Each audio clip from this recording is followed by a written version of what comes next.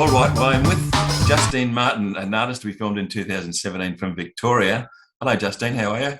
Hi, Graham. I'm great. How are you? So we filmed you in 2017. Well, what's happened with colour in your life, and do you think it's worthwhile doing? Oh, look, definitely. I tell everyone about it. I still use my episode all the time. If I'm doing an expo somewhere, I have it on the laptop and it's playing.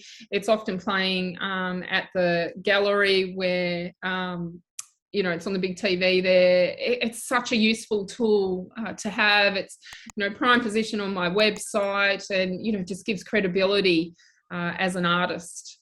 That's fantastic. So would you recommend it to other people? Oh, yeah, definitely. And I want to come on again. Okay.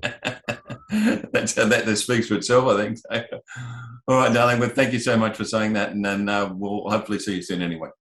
Thanks, Graham. Good luck. Thank you.